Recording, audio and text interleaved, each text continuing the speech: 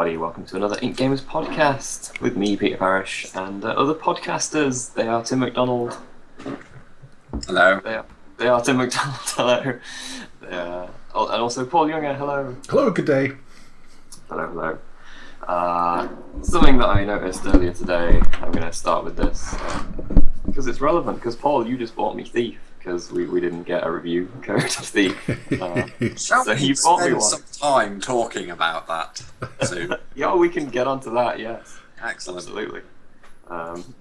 Very limited, these Thief review codes, apparently. It's weird, because Square Enix are the publisher. You'd think they'd have quite a few Thief review Especially Steam codes. They don't really cost much to send these days. Yeah, I mean, you can just pop them in an email, and emails are... What? I mean, okay, you've got the electricity bill and the bill for the computer and so on, but once you've got that, you'd think they'd probably have as many as they wanted. But apparently not. Only very selective outlets have received the review code. That's not even true, because there's plenty of one man and his blog outfits that seem to have managed to review this. Are these outfits that possibly didn't slag off the game at every turn in pre-release news posts? We haven't slagged it off at every turn. Most turns, but I think some of the turns had at least not praise, but sort of tolerance of the game. Hope, I think. Yeah, hope. Exactly. It was hope. So kind of a related-ish Thief story. Rhianna Pratchett is apparently listed in the game's writing credits, sort of at the top of the game's writing credits, but she's now strenuously distancing herself from this game on Twitter after people spotted that and said, "Miss Pratchett, did you really do like all the writing on this game?" She said, "No. A few years ago, she did some world building writing, and that was basically it." So interesting that she's had top billing there. Almost as interesting as when in the launch trailer they quoted PC Gamer as saying "Thief at its core," which was a completely out of context quote from that PC Gamer preview. Excellent. Yeah. So lots of fun and games happening with Thief. I'm looking forward to reviewing that one. I think it's probably a very successful and harmonious project that is not in any way disjointed and a mess. And we'll find out. You're doing that sarcasm thing, aren't you? Maybe. I mean, yeah. Anyway, so that's Thief. We can all look forward to that. Thanks to Paul for providing me with a copy, where Square Enix could not oblige. Just anyone else who didn't get a code, don't contact me because I won't be getting you one. I tell you what. Our copies really are limited to one. I'll tell you what's really funny is that copies are this desperately limited, but Paul was actually able to buy one. I know. I mean, I definitely think that if Paul's able to get one by just forking over some money, Square Enix, the publisher, responsible getting the game to people, they'd probably be able to maybe get the game to people. Yeah, just a note to publishers: by not sending us a key does not mean that we're not going to review it. We will. Makes me a lot more interested in reviewing something, if anything. So if you want to play us as some kind of double bluff, if there's something you really want us to review, just pretend you don't have any review code and suddenly we'll be all over it. It's a little tip for you there. Anyway, enough of that until I've actually played it. It's like 20 gig. It took me all morning to download that, and my connection isn't even that bad. Jesus. Anyway, other news, Paul, Dean Hall is going to leave DayZ at the end of this year, probably. Is he? Really? Didn't see that coming. That's... Did you think he was not going to be committed to the project for the long haul for many years to come? Do you know what? I was thinking about it. It was quite a long time ago that his involvement with Bohemia was announced. It must be over 2 years ago now. And yes, I think so. We're not even at beta stage yet, and it's kind of like nope. You must be tearing your hair out slightly, kind of basically making the same game again in a new engine. You must be just about slitting your wrists, especially when it's been going this slow.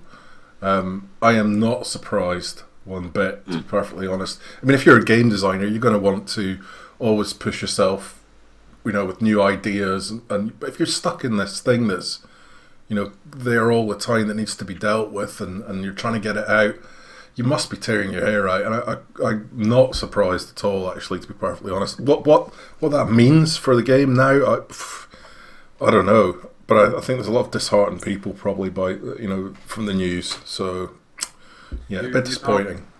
You know what this story makes me think? Actually, it makes me feel very sorry for Team 17. Yeah, well, Worms is a classic, Tim. You know how much Peter loves Worms. I love Worms almost as much as the disease Worms. So yeah, yeah, it is understandable that he would want to not take a break, but sort of end his involvement with this project.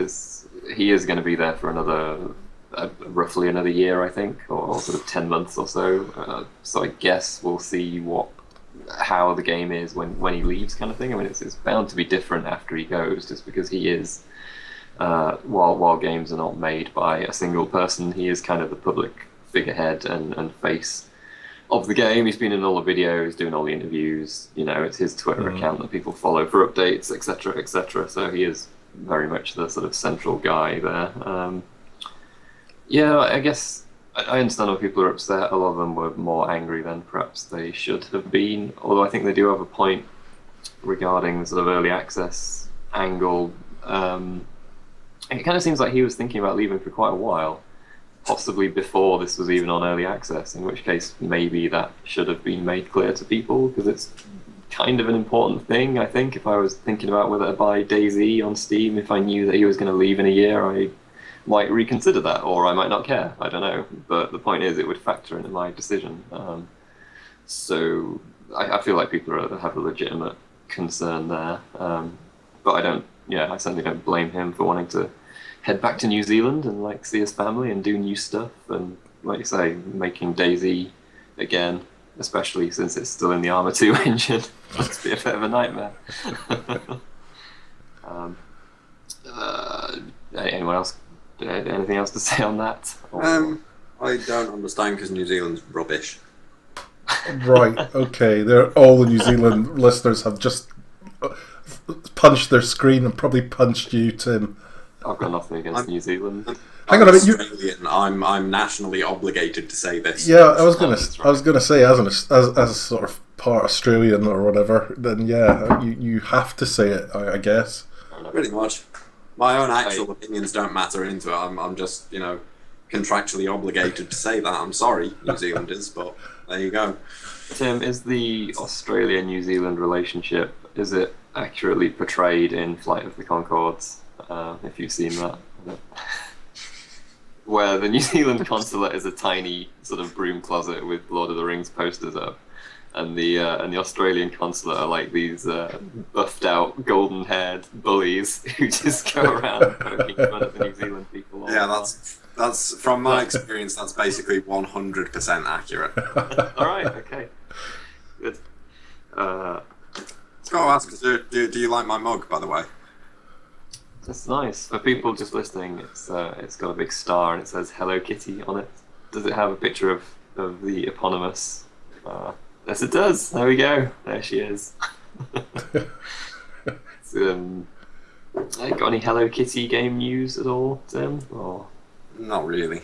I just realised that I had a Hello Kitty mug. I thought the listeners, viewers, might be interested. I think wasn't there a Hello Kitty MMO at one point? I seem to remember I think there was a news story about it at some dark point in my past. I'm surprised, actually. I don't recall playing it. If it existed, I'm sure I must have done. Oh, in that case, there probably wasn't. I'll find out. I'm pretty sure there was some Hello Kitty. Hello Kitty Online. Yeah, there you go. Still there going. You go. Yeah, is it still going? Massively multiplayer online RPG. Oh, it's free to play. Is it still going? Is it? Oh man. Yeah. Never mind, Thief. I'm going to play this. I don't know what I'm doing now for it. And I'm slightly confused. Wikipedia tells me that it was released in Indonesia. That's the only release date they have. Oh. Maybe it's still in beta. No, there we go. It was originally published in Europe with the game launching commercially on September 25th, 2009. Oh, you've missed the boat. You've missed the boat. Yeah, it's gonna be like one server left now on that game. Oh dear.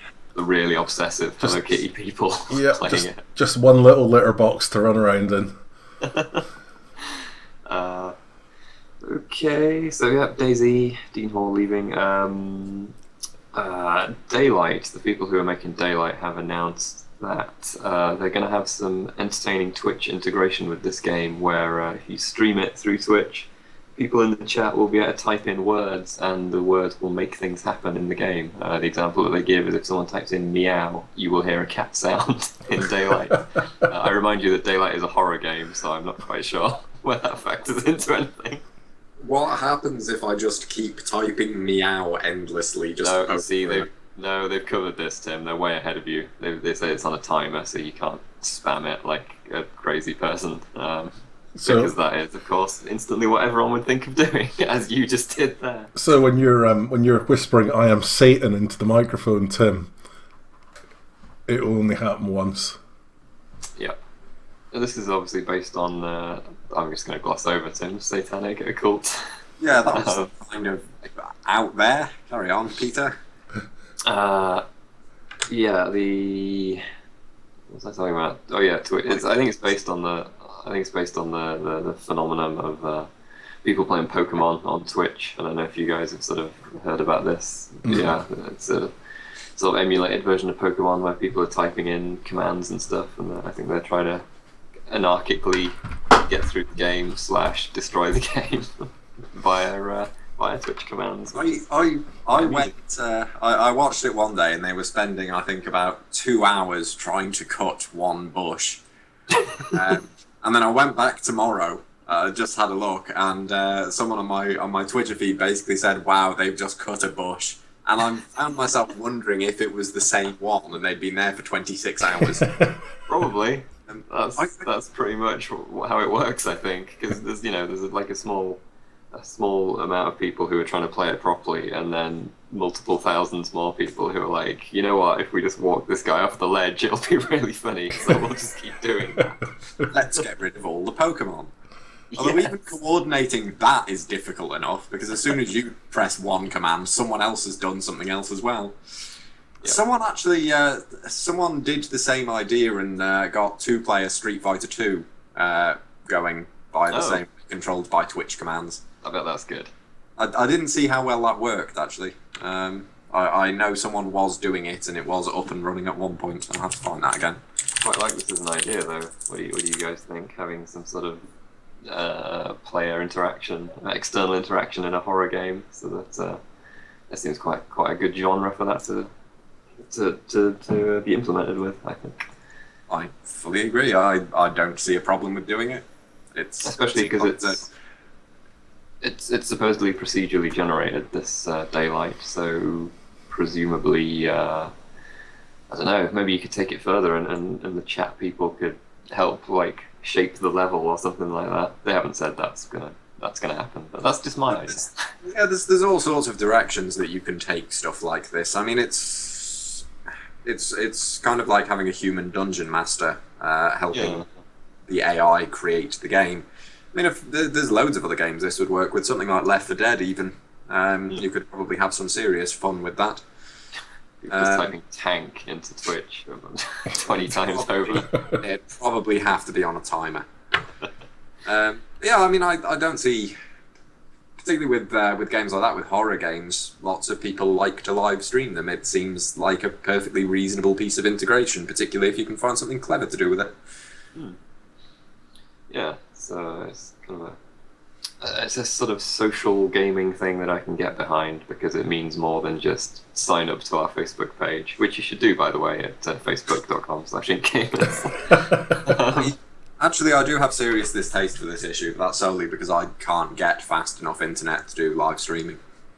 Oh, yeah. Despite the fact that the Isle of Man government and the phone companies keep telling me that I should be able to. They're lying to you, Sam. Yeah, pretty much. They're concealing the truth. Infowars.com. Wait, no, don't go there. It's run by a fucking maniac. Yeah, well, yeah, I'd like to see you play Daylight as well, Tim, because your Outlast video series was very entertaining at the end of last year. I think that was excellent. Paul, I'm going to come to you because if you read the email for the podcast this week, you know that I've relented. I've relented, and we're going to have some Star Citizen chat because procedurally generated planets, people. We've gone full Molyneux now. Yeah, we have gone full Molyneux. I have no idea what this means. Nobody does. From what reading between the lines, I'm guessing that effectively they're wanting to create planets that we can all walk about in and do stuff in and things like that, and take it from beyond just being in space. But yeah, interesting concept. That it kind of does totally expand the game out into something else that also doesn't exist, just like the dogfighting module, which still doesn't exist, but is coming in April. So I've been told. I've got a theory. Okay. My theory is that what's happening now actually is Star Citizen the game. It's just this amazing MMO about the development of a fictional game. Interesting. Maybe Chris Robert is actually going to leave in a year before it's released. He knows he's going already. Can you imagine? He releases the dogfighting module and then's like, that's it, I'm out of here. I'm done with this. Yeah, fuck that. I'm done with that. I've got like 40 million. Fuck it, I'm off. I need to go spend some more time with my family, start some new projects.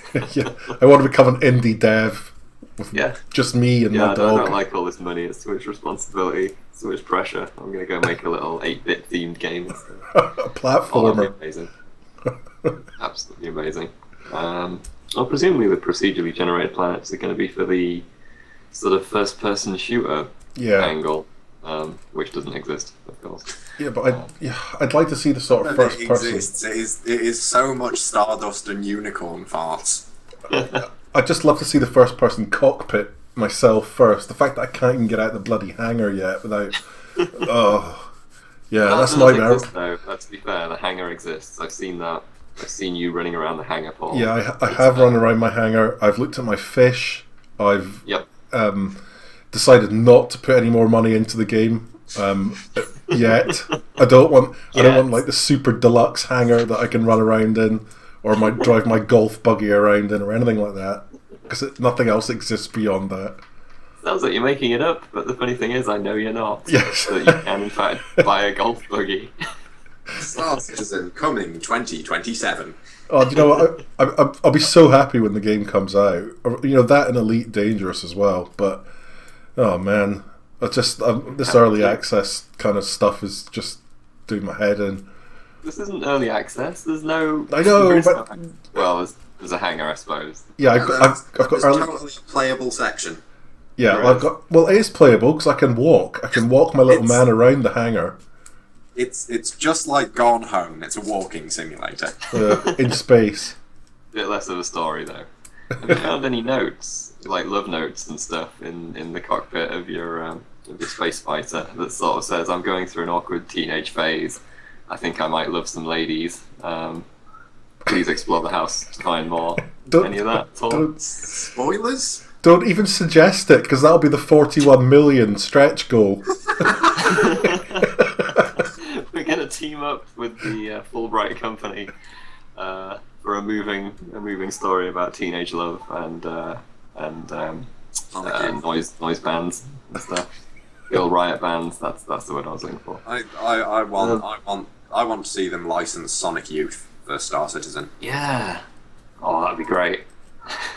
I'm going to get involved in Star Citizen if they do that. Yeah. That's okay. Their stretch goal or whatever. Yeah, probably. Double Fine, in the midst of Amnesia Fortnight, in which they get a bunch of pictures from their employees and their staff, and then whittle them down to 3 or 4 games. They've done that, but one that they rejected, Bad Golf 2, has been picked up by the Double Fine community, who are now making that game. They're making Bad Golf Community Edition, which is, I think, a game. I think the pitch for it was that you are trying to play golf and other people are trying to ram you with golf carts, effectively. So I'm interested to see how this will turn out. They've already got some in-game stuff. I've seen like menu footage and also footage of a guy with a weird expression driving around a sort of 3D green in a golf cart with some odd physics. So they're doing pretty well. They're like 2 weeks in. That's at least as much as Star Citizen has managed up to this point. Yeah, they've got the golf cart. I think that's actually slightly more than Star Citizen has managed. All of this with a budget of nothing, so yeah, I'm impressed. I'm looking forward to what will happen with Bad Golf Community Edition. Yeah, but just imagine what they're going to do with that 40 million that they've got for Star Citizen. You know, if they can do that with Bad Golf with no budget, imagine what they're going to do with Star Citizen. It's going to have all of the graphics. Buy drugs and prostitutes. Allegedly. Slightly slanderous, possibly. Or libelous, whichever one it is for spoken word. For the purposes of humour, I think I'm okay. Okay. This whole podcast is satirical, so don't worry. We're covered. And if I can always pretend it's all hosted in the US, and then we'll be protected by free speech as well, probably. I think you've possibly just ruined that by using the word pretended, though. Yeah, did I say pretended? I meant completely accurately state that it's hosted entirely in the US. So, I like it. Yeah.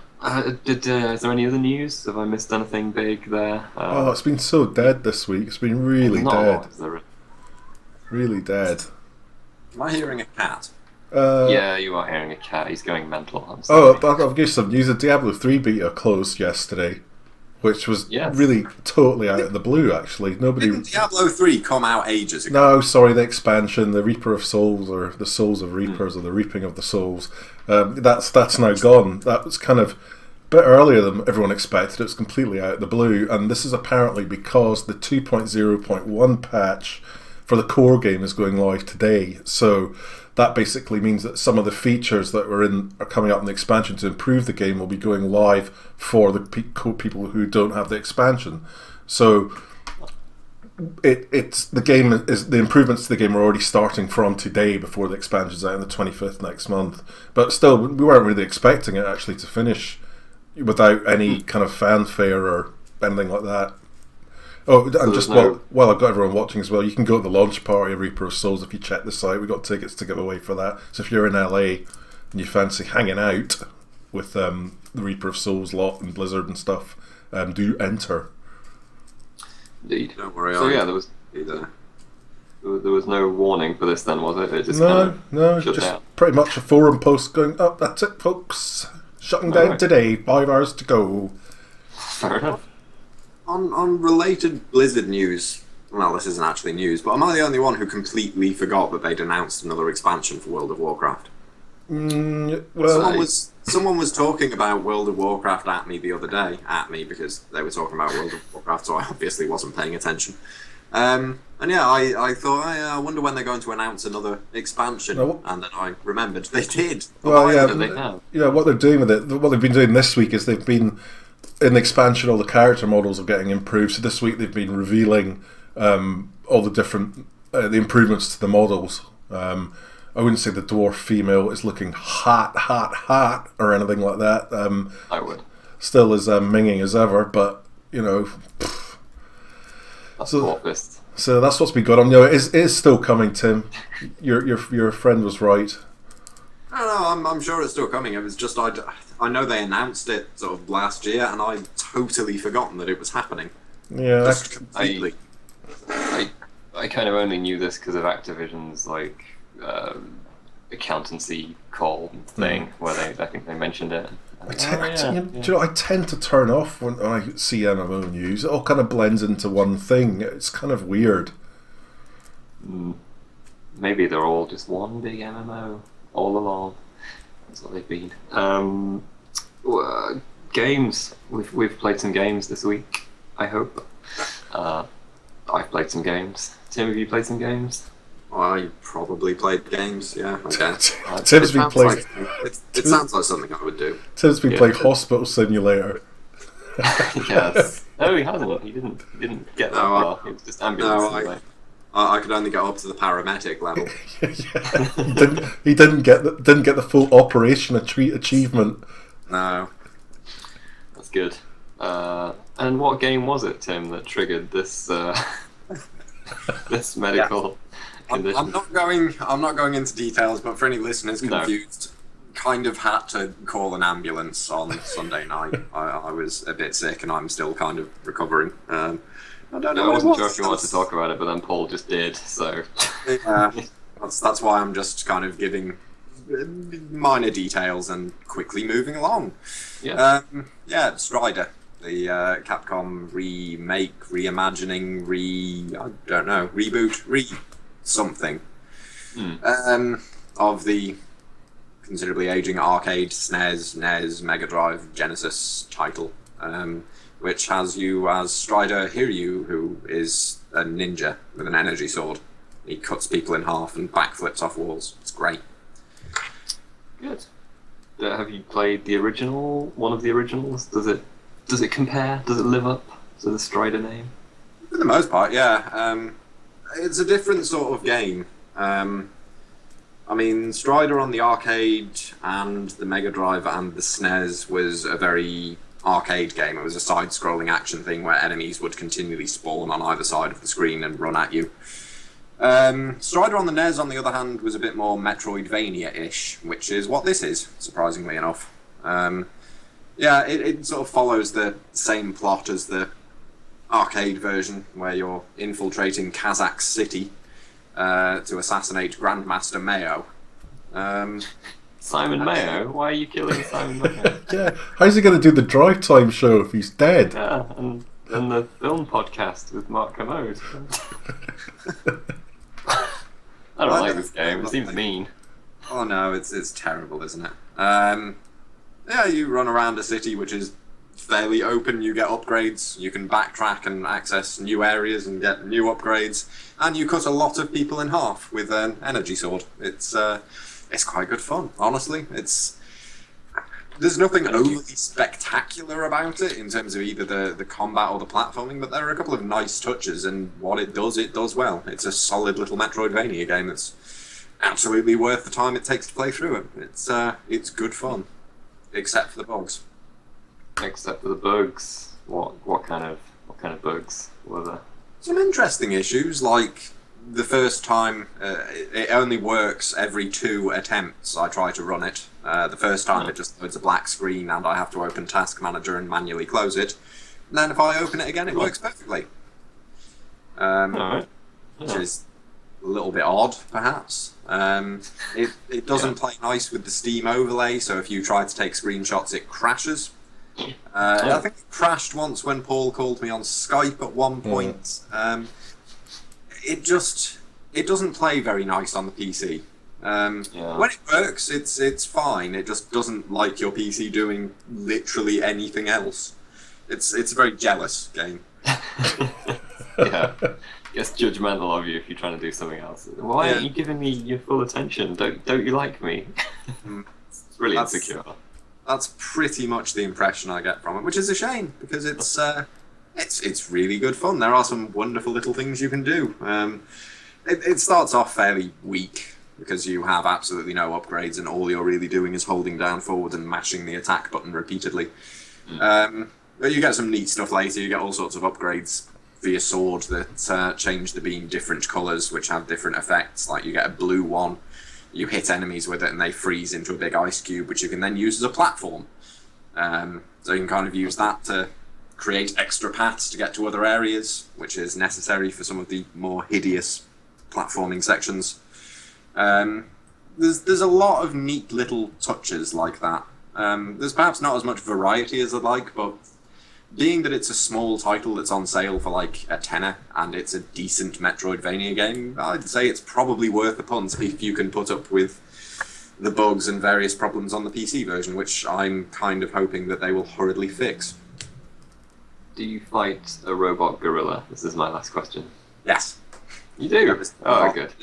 Most of the bosses, most of the characters are from the previous games, or they are modified versions. So you also fight a giant millipede robot, except that is not formed by sort of 12 members of a Soviet council jumping together and for some reason turning into a robot millipede with a sickle.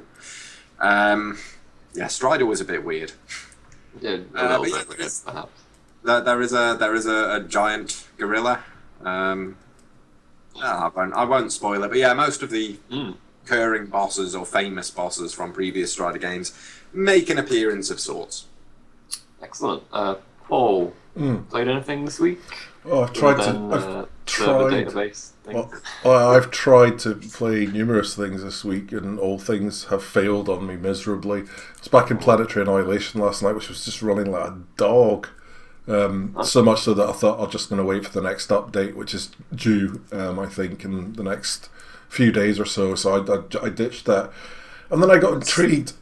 I heard the Banished music playing behind me as Ellie had gone back in, and I then started to actually think about try and figure out what Banished actually was, whether it was a spreadsheet simulator, a city builder, or a survival game.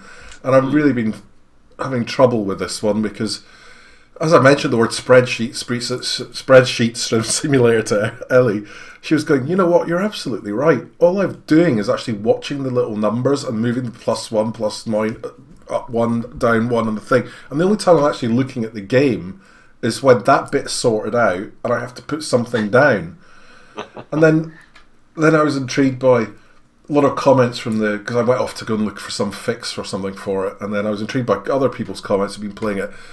And the general impression seems to be that it isn't a city builder, it's about actually just surviving, which is kind of what he sort of always said that the game was going to be, but had city building elements in it, but to the point of where people are almost enjoying the fact that their whole population is dying, and there's like, it's almost like how much terror can they put the population through.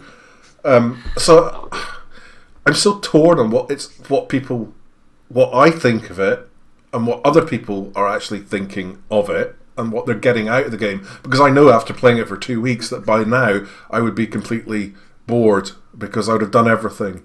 Even after 10 hours I would have built everything, and it would just be a matter of raising your population. So go on, Tim. I was just going to say, I played a little bit of Banished over the weekend. I had my first experience with it. First experience, I actually played it on normal difficulty and found it pitifully easy. I don't quite know why. I think I just got very, very lucky. Because then I restarted on hard and everyone died. No, and then I restarted on hard and everyone died. Now, see, this is the thing, Tim. It has this, and we're convinced of this because we did some testing on this last night. We're convinced it has this artificial death sort of cap about it, where if you start doing reasonably well, all of a sudden, even though you got shitloads of food and everyone's happy and everyone's warm, all of a sudden they'll start indicating that they're cold, there's no food. That actually, yeah, a friend of mine was saying to me over the weekend, her city was going really, really well. She'd solved a lot of the problems, she was expanding it, and then everyone started complaining that they had no food. Yeah. And there was shitloads of food there. Yeah. And people were starving to death. Well, they just weren't going and getting food. Well, my theory behind that was the fact that basically, well, obviously you haven't got a storage barn close enough to the people so they can pick it up because they'll only go a certain distance. Right. So to combat that, we put up another storage barn, another storage yard. So there was always wood there. The coal was being churned out. Basically, everyone had everything, but all of a sudden, you'd go and have a look at the storage barn. There was no, like, from having 5,000 in it, it would be like 100. There'd be like nothing in it. So I think there is some bullshit sort of penalty that you get when you start doing well, because we were well over 100 citizens. Then all of a sudden 50 would die, and then you're back down to 50 or 60 citizens like that. And then what they do is they throw in a token nomad will appear. You'll get 15 of them, and then you're kind of rinsing, repeating, and recycling. And it gets to the point where you're kind of thinking, shit, I've just wasted 3 hours and then this bullshit penalties come along. I don't know if I believe it's deliberate. I could imagine that as being some sort of hideous AI bug that happens when there are more people than it can reliably keep track of or something. I don't know. It just doesn't seem. I can't imagine they would have deliberately put that in. But the challenge, that's weird because the way it's being perceived is it's not a city builder at all. You could be playing a spreadsheet with a piece of random AI coming in and saying, "Oh, I've killed all your people," and then start again. So I don't know. That's a little bit frustrating, and obviously we're playing on hard, and there is no actual reason. And I know a lot of the problems in Banished is that if you screw up, if you don't manage your people well enough, then you are going to cause problems. But when you have been playing it for quite a long time, then those sort of problems start happening. It becomes a problem. The fun factor starts to get lost. I will say, spreadsheet or no, I am enjoying it. Yeah, it's just very pretty to look at. It's very compelling to just sit there and watch it and put down buildings, move some jobs around. And I'm also actually really enjoying starting over. Yeah. As weird as that sounds, I actually quite like starting in a new area, seeing what resources are around me and how I'm going to have to build. And that goes back to the point where it's kind of like, I think people are building up to a certain level, letting the damn thing run, watching them all die and going, "Oh, start again." Yeah. And, they're not that bothered because the maps are being generated and they're just going back and trying to do it a different way. I kind of wonder if I've accidentally sort of tripped over the fact that it's a lot of fun at the start when there's lots of stuff that needs doing, lots of challenges to overcome, and then if you actually survive that, it gets a bit more dull. Yeah, see, I can survive that and build everything, but then it throws in these things where there's just no explanation for the reason for things happening, and that becomes a little bit frustrating. I mean, God, I can't wait for the mod tools because I really hope that a lot of the stuff can be just expanded upon and made better, because like Tim says, it is fun and it is really nice to look at and it is enjoyable. I haven't played it enough to get bored of it, but it's a gorgeous base. That's right. For expansion. There is so much more that can be done with this. What's there, I like. But it's one of those things you keep thinking, oh, if it had this, then you could have this, and there's just all sorts of ways that the basic building blocks, the basic mechanics of the game can be expanded. I asked Ellie what she thought of it. She goes, "Oh, it just makes me want to go and play Pharaoh again." So, there you go. It kind of just shows it hasn't got that depth, so... Yeah, I mean, spreadsheet-based games can be good. I enjoy plenty of Football Manager, which obviously is dismissed as a spreadsheet game constantly.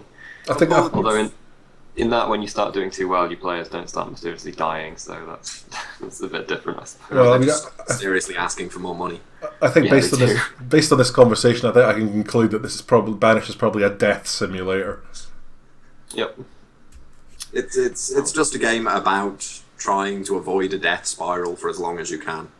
Paul, you've got the guy's email address, contact details. You should ask him what's going on. No, I probably should, but funnily enough, actually, I've had a lot of people this week from other publications contact me going, "I've been trying to get hold of him and he won't respond to my emails." And I shot him a mail probably just a couple of days before release, to say, well done, congrats on getting it finished and that, we should catch up in the next couple of weeks or whatever. I didn't get a response either, so I don't know whether his email box is just completely screwed or he's just trying to lie low while he tries to sort out all the bugs. And he's probably on holiday for like a month. It's out now. Yeah, but no. I mean, Luke seems like a nice enough chap. I'm sure we'll catch up with him at some point. Yep. Indeed.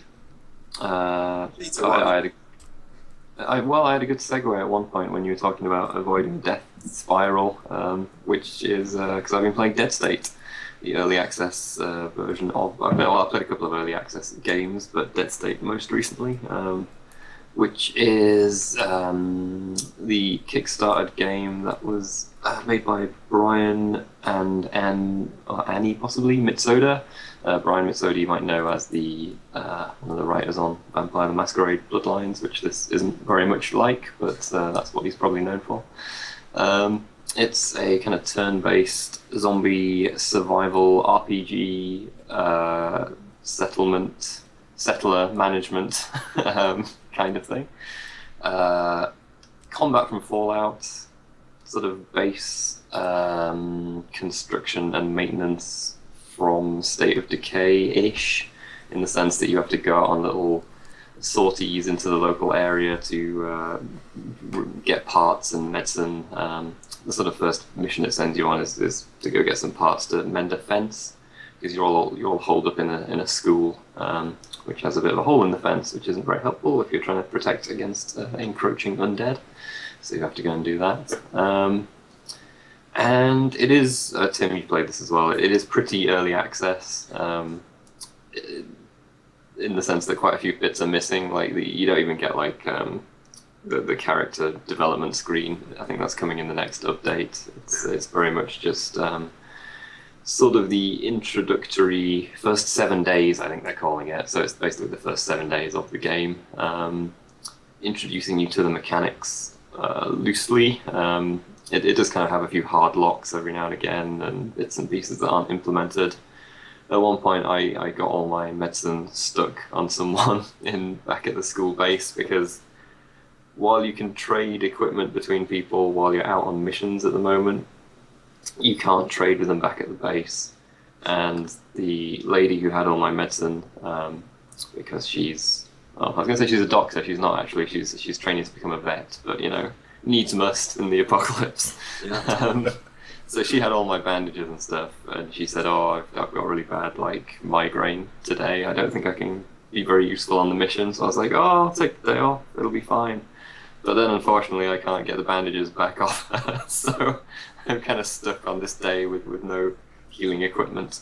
But that's such as early access. Those are the kinds of things that they'll be ironing out as the game progresses, I'm sure. There's a lot of little bits and pieces like that in there. There's a lot of stuff that is very clearly not finished, needs polish, etc., etc. It is early access. Yeah. That's the thing. Early access, from my experience, it really doesn't mean, hey, you get to play the game early and it's really polished and everything. No, it's not. It's really buggy, really early. Lots of little problems and so on. It is genuinely a beta build of a game. Can you not write an article on it and call it Early Access Review? No, that would be horrible. Yeah, definitely. Seriously, who would do that? Bad publications would do that. Who would do that.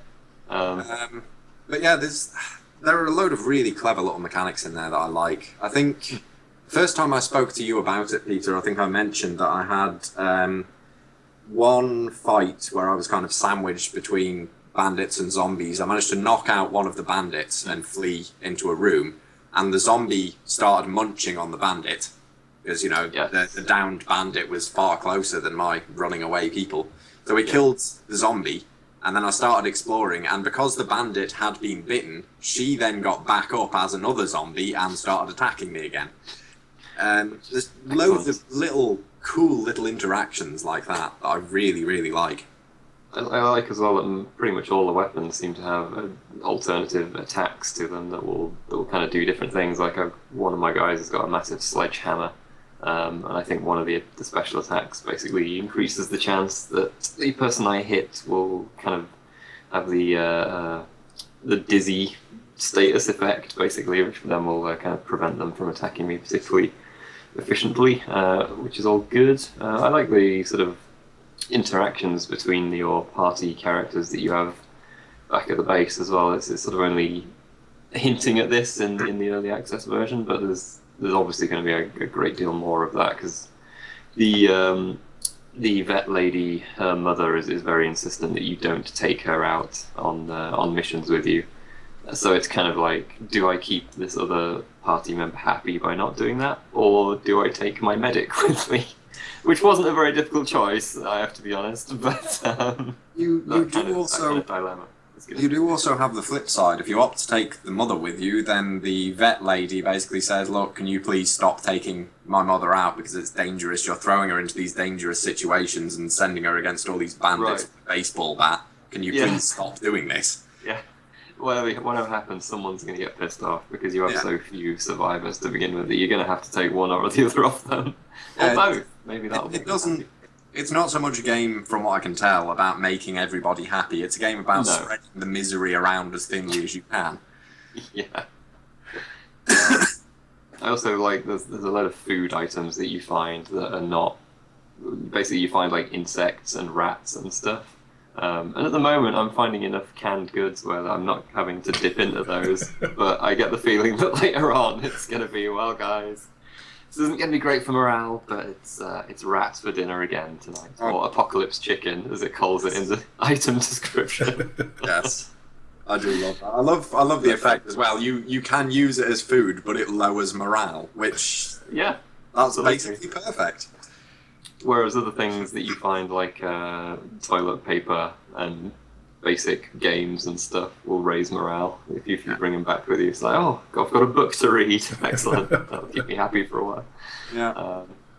I quite like some of the detail on the kind of top-down isometric maps as well. Like, I went into a house and it was kind of a living room with like kids' toys on the floor, and the sort of kitchen area looks like a kitchen, and it uses quite a lot of nice assets, I guess, to make these areas look realistic. There was like a motorcycle showroom full of bikes. Not all the shops were looking pretty different, which is good. There are loads of little neat touches in the world building like that. There was exploring one region. I can't remember if it was one of the ones that you're directed to go to, or if it was one I just sort of stumbled across while wandering around. As in Fallout, you've kind of got a big world map, and as you get close to locations, they get added to your map, even if you haven't been told about them. There was one, I came across like a residential street, and one building, the door, one building, there was a spray-painted warning outside, which was something like, "Fuck off, I have a gun." So obviously I went in there, and sure enough, there was a survivalist nut in there with a shotgun and a shitload of food who'd boarded up all the windows and everything. And then there was another one, a few doors down, was another house which had a similarly threatening spray-painted message, except with this one, the door was wide open. And sure enough, I went in there, and there was a dead survivalist person and a lot of zombies. There's just lots of, it's nice that there are these little environmental clues as to what's happened in each place and what you're likely to find when you go in there. It's just a nice touch. Yeah, there's a mission, I keep saying missions, at the beginning of each day, I think, because it's the sort of tutorial phase, there's a radio that kind of goes, oh, hey, maybe you want to go do this, kind of thing. It was saying, oh, there's this new fast food joint that's opened, it's probably got a bunch of food left. Sure enough, it did have some food, but there was a bunch of other people there as well, because the radio had been talking about it, saying, there's a shitload of food here. I actually deliberately avoided going there on the basis that as soon as I heard about it on the radio, I kind of figured everyone else would have too. You would be correct. Wasn't really in the condition for a prolonged firefight with bandits at that point. Yeah, the firefights are a bit fatal. More than once I've had my main character basically shot in the head, and it's pretty brutal, the combat at times, especially because I haven't really found any armour or anything yet. I guess I'll have to kill some looters to get that. I found some genuine Mad Max sort of stuff. I had a leather jacket and a sort of welding mask as a helmet, and a weapon that was basically like a broom handle with a machete tied to each end. I pretty much went full road warrior for a while. So yeah, it's looking pretty good at the moment. Obviously, as we keep saying, it is early on. There's issues with it, but I like the basic mechanics are in place, and the basic structure and functions of the game are there.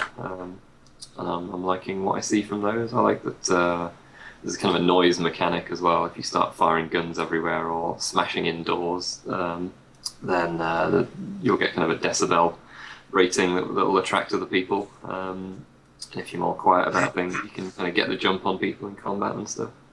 There are lots of issues, lots of bugs. I mean, much as we've been talking about it here, I wouldn't in good faith tell you to go and plonk down money for it right now, because you'll have a great time, because you probably won't. At this point, I've played it a bit, and I'm going to stop playing it now until it's further afield, basically. Further along. It feels like a nice little thing for the Kickstarter backers primarily, to kind of go, look, it's been a while since you guys put some money in. Here's what we've been doing. Just something to look at and actually play. It's kind of a proof of concept more than anything, really. That's what it feels. Yeah. But one to keep an eye on, definitely. They said there's an update coming fairly soon that's going to add like character creation and a few other bits and pieces. So might wait for that before sort of doing a pseudo preview of it or something like that. Yeah. What's been on the site this week, guys? I don't know. Don't know what's been on the site this week. Well, let me tell you. He says, loading up the site. Always prepped. Monday, I believe, was your Hegemony Rome preview, Peter. Tuesday would have been your article about Dean Hall and the DayZ stuff. And right. I suspect that by the time you're listening to this, there'll be a Strider review up. There will, yes. I did a video of me playing a couple of cloud-built levels, the sort of 3D parkour platform that went up on Friday. Have a look at that. There was an Age of Wonders 3 preview written by cameo guest star David. So if you want to know what is going on with that series these days, have a read of that.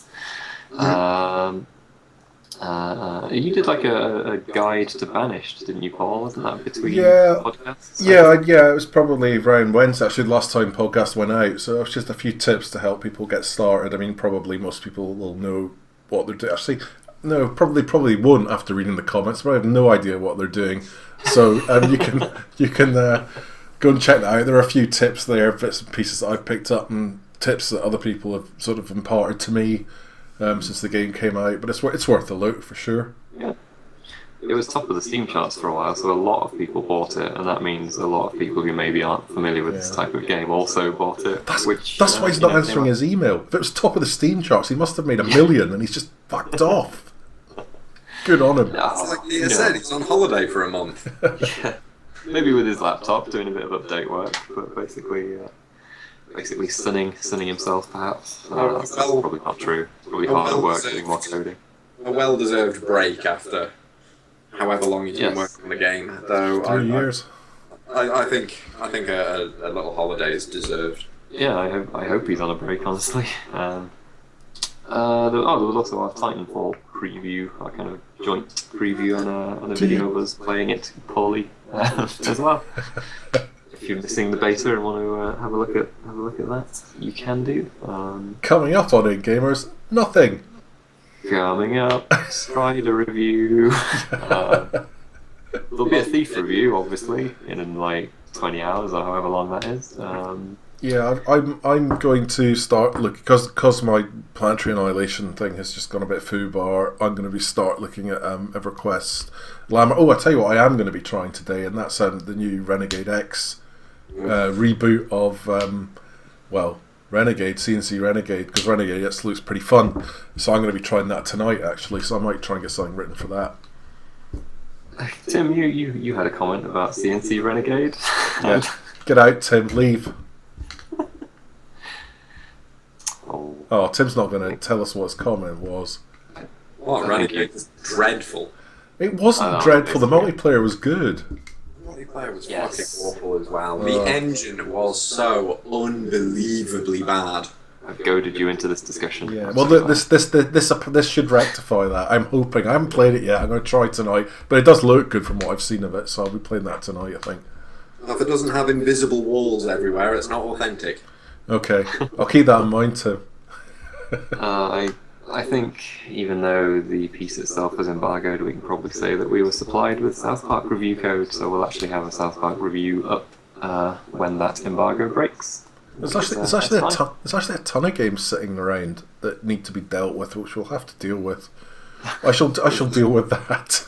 I just discovered today that Castlevania Lords of Shadow 2 came out, which I'd totally forgotten was coming out today. I thought that was next week. There you go. We missed that one, sorry. We're just so off the ball, man, this week. So off the ball. I spent a week trying to get a Thief review code, that's why. Yeah, and look where that got you. Yeah, I know. Tunnel vision. Yeah, but they really don't want me to review it, which means I really want to review it. We've been over this. Maybe it's because we actually use a proper 1 to 10 scale. Yeah. Maybe they saw your Battlefield's review score and thought, well, shit, Battlefield got a 5. That wasn't me, that was Tim. I think it was just more the fact that Peter's been writing continual articles and news stories about how everything they're doing is a mistake. Well, there is that. Well, that's the thing. If he's written all these, if you've made a really good game that is authentic, that Thief fans will like, then he's exactly the person you want doing. Yeah, and if it's as good as Thief 2, then you're nailed on for a 10 out of 10. So there you go. Hell, I would take a game that's as good as Thief 3. Yeah, it got a bit of a panning from the fans, Deadly Shadows, when it came out, but well, look where we are now, eh? I liked Thief 3. Sorry, Deadly Shadows. Yeah, no, it's fine. It had some weird, like, glinty loot, and they took out rope arrows for some reason, and the loading zones were a bit shit, but everything else was pretty good. Other than that, it was fantastic. It had some some of the cutscenes were crap as well. Sorry? Some of the cutscenes were crap as well. Yeah, I can't argue with that, but that was because they did them in-engine. As videos. It was just frightening. Everyone was a weird-looking mannequin. That's the thing. You run them now, and sort of they're running at like 640 by 480 on full screen, even if you're playing the game at a proper resolution. Yeah, it's not good. No. But yeah, otherwise good. Anyway, that's enough rambling on. I had a thought, right? If you have any comments on this podcast, want to talk to us about stuff that we've talked about, send something to editor@incgamers.com. Mark it with podcast, and we might mention it or talk about it or discuss it. You can do that as well as signing up on Facebook. And one last thing before we go as well. Yes. Just to let you know that the login system has now migrated over to the new system. So a couple of people have been asking on Facebook, "And why is my account not working?" Well, your account isn't working because basically you just have to register a new account. But that is all functioning, and I think I've tested it. And thanks to everyone who did try it out and give me some feedback on that. And I think it's all okay now. I'm hoping. Hurrah! That's good. Yeah. Back again with another podcast next week. See ya. Laters.